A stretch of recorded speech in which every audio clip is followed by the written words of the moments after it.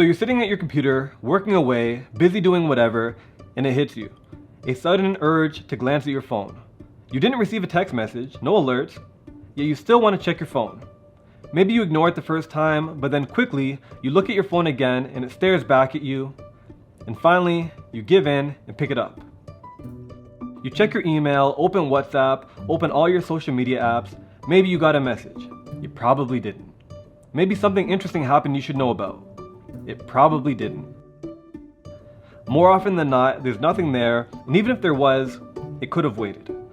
You put your phone back down, realizing you just spent 15 minutes scrolling mindlessly, and get back to what you were doing. Just 5 minutes later, you're back on your laptop. You start moving your mouse to open a new tab. You hit F in your browser and open up Facebook. You scroll, and nothing new is going on online. And why would there be? You just checked 5 minutes ago. Another unnecessary interruption, and finally, you get back to work. This same thing happens continuously throughout the day, this urge to check up on the digital world for no real reason. It happens from the moment we wake up still in bed, while we're eating, when we're with friends or family, while we're driving, while we're at work, or even while we're taking a shit. Hey. This consistent need to check our phones. Does any of this sound familiar to you? The past 10 years, our addiction to social media and the instant gratification that comes from it has gotten to the point you've got a bunch of weirdos on the internet having to make videos about it. Now, in recent years, I've become super aware of the amount of time I've allowed social media and the digital world to consume my life. So like many people have already, I decided it was time to check myself. So I've recently finished a book by Cal Newport called Digital Minimalism.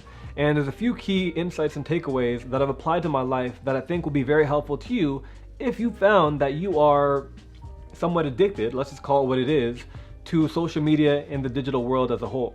Digital minimalism is a philosophy of technology where you focus your online time intentionally on carefully selected activities that support the things you value. In the book Digital Minimalism, it discusses 3 core principles of the philosophy. Principle number 1, clutter is costly. These small benefits a lot of apps and media provide us are often outweighed by the amount of time, effort, and focus that they suck out of us. See, I realized how often I would pick up my phone and refresh my Gmail, Facebook, Instagram pages without a conscious purpose, but it's just as a reflex to satisfy some cravings to see new content. And don't get it twisted, this craving isn't by accident, it's by design. Millions of dollars was invested into these applications to make the experience addicting for us. As I'm sure you know, on a lot of these apps, when you hold your finger on the screen and you swipe down, it refreshes a page which shows you new content, and it provides that same dopamine rush that you get from pulling the lever on a slot machine. The anticipation of seeing a new message, the anticipation of seeing a new notification, the anticipation of seeing new content, right? It's part of the addiction that we've been groomed to seek out by these applications and these platforms. So to battle this, I removed all social media platforms from my phone. So no more Twitter, no more Instagram, no more Facebook. The only thing I keep is Facebook Messenger and WhatsApp, which allows me to still receive messages, but it doesn't create any craving inside of me or temptation to incessantly check my phone throughout the day and create that burden on me. So this first principle, clutter is costly, is to be used to kind of check yourself and evaluate what apps you have on your phone that's taking a lot more from you than it's giving back to you in value. And yeah, I could say that Facebook and Instagram provided a certain level of benefit from me, but they took from me so much more in terms of my time, my attention, my focus, that the clutter for me was costly and it was no longer worth having on my phone.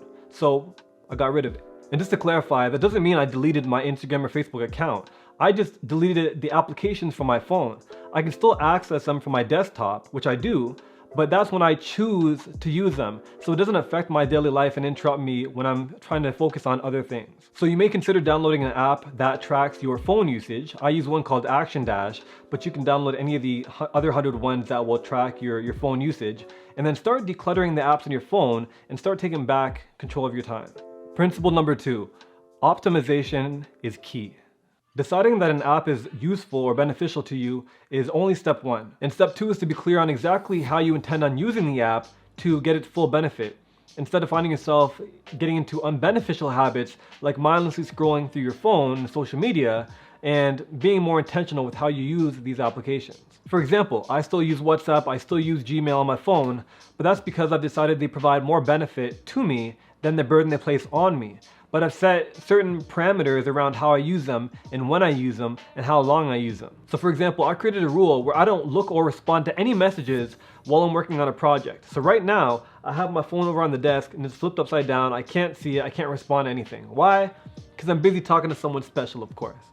I also have a rule where in the morning, I don't take my phone off of airplane mode until I've gotten out of bed and I've gotten a drink of water. And if I have a lot of plans for that morning or I'm going through my morning routine, I might have airplane mode on for hours, so I'm not able to get any input from messages or notifications or any of that from my phone. And actually, in the next video, I'm going to be going over 7 effective ways that you can manage your time so that the internet doesn't take over your life. So if you haven't yet, subscribe below to get notified next week when that video drops. So you need to create boundaries around the apps you intend to keep so that you control them and they don't control you. So create rules for how and when you use the apps, and don't underestimate the power of habit and impulse. The habitual nature of human beings, it runs deep into our core. So don't get it twisted. We are creatures of habit. So always keep that in mind. Principle number 3, intentionality is satisfying. So as a digital minimalist or just a human being in general, there's a great deal of satisfaction that you will get from being intentional with your actions and your commitment to doing that. Now personally, I refer to this feeling as the satisfaction of intentionality.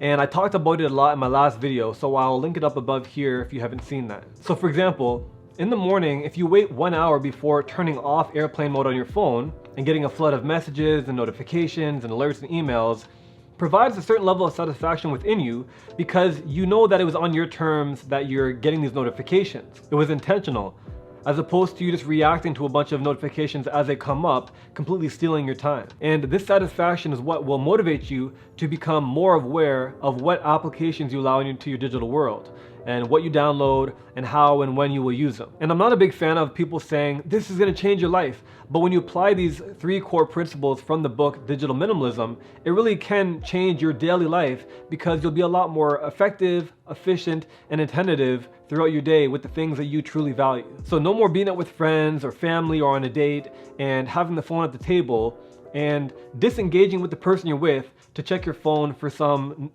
unimportant notification that could have waited when we are with someone right now that we enjoy being with.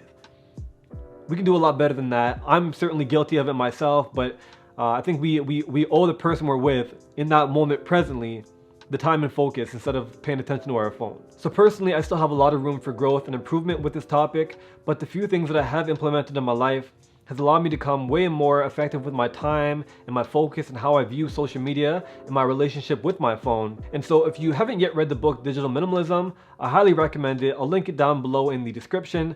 There's so many great tips and insights that it provides that I couldn't possibly put in a 10-minute video, but I do definitely recommend you check it out. If you like this video, please hit the like button below. It really helps with pushing this video with YouTube's algorithm and all that, and I appreciate that. If you want more videos like this, definitely hit the subscribe button, and to continue watching more videos in my minimalism series, check this video out over here, and I'll see you over there.